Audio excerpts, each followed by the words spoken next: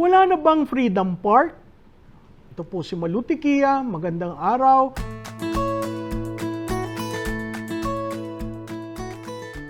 Pag-usapan po natin itong Freedom Park. Abay, ngayon, binibigkas yung katagang Freedom Park.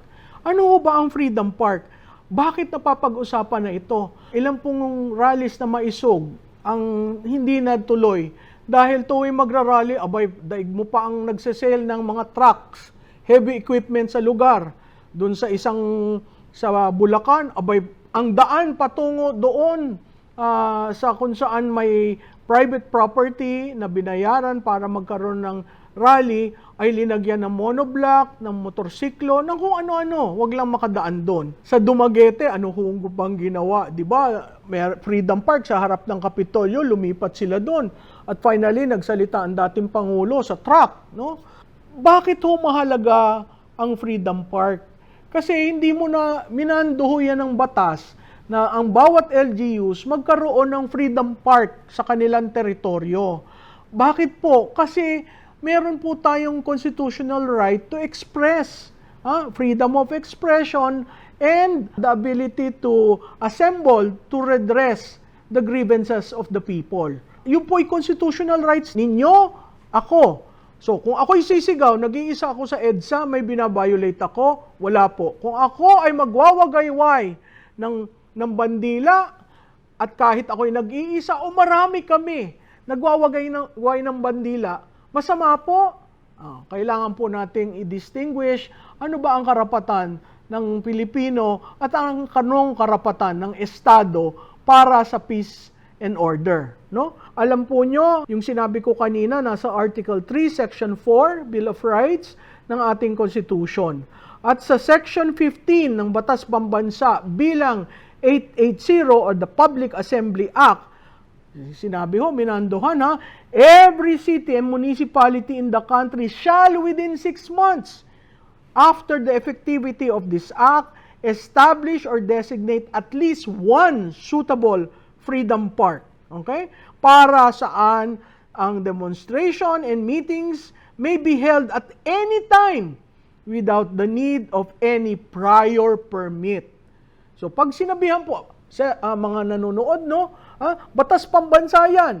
Anong ibig sabihin yan? Panahon ho yan ng diktadura. Panahon ng tatay ni Marcos Jr.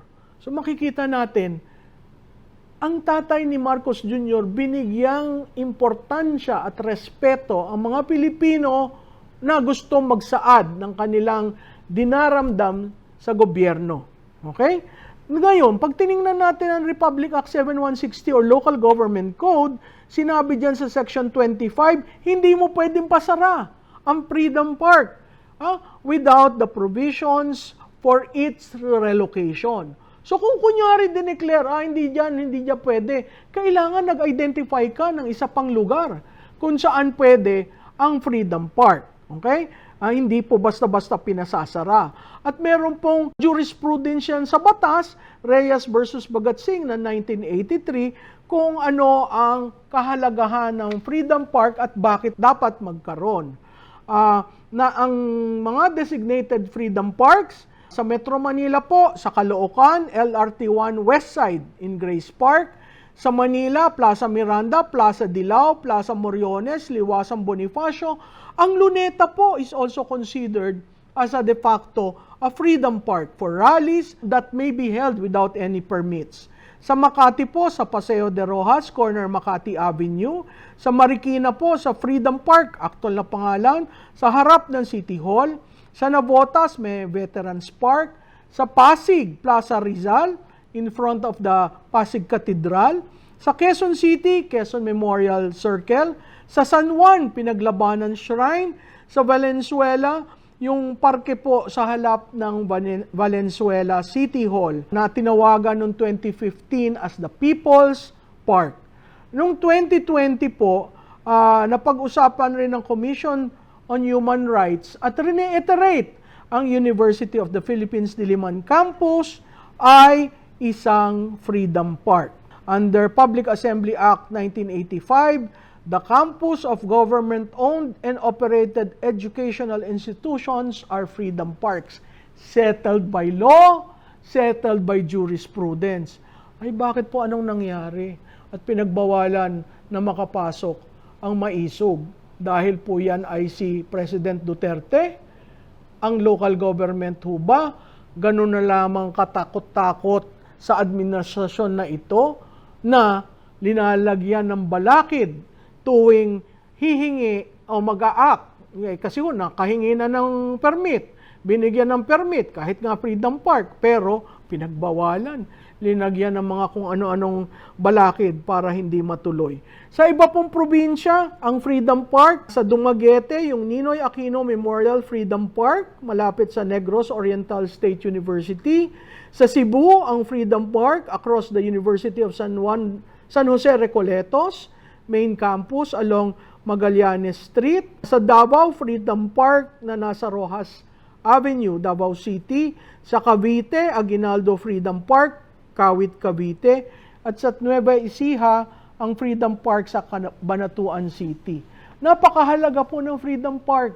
Respetuhin po natin yan kasi yan ay meron sa kasaysayan, meron sa batas, at mandato ng batas na, hoy LGU, mag-declare ka ng Freedom Park. At kung sakari mong sasarahan yung Freedom Park na yon, mag-provide ng relocation. Klarado sa batas. So ang tanong ko, sa nagpapatupad na mapaniil na programa sa pagkitil sa freedom of expression ng mga Pilipino, abay i-abolish na lang ho ang Freedom Park. I-abolish nyo yung batas para ang taong bayan hindi nag-e-expect, may freedom pa pala tayo, meron palang designated Freedom Park. Mahalaga po yan. Kung hindi nakakalimutan nyo ang kasaysayan ng Pilipinas, nagsimula ang EDSA sa Freedom Park. So marami pong salamat uli. Ito si Malu Tiquia. Like, share, and follow.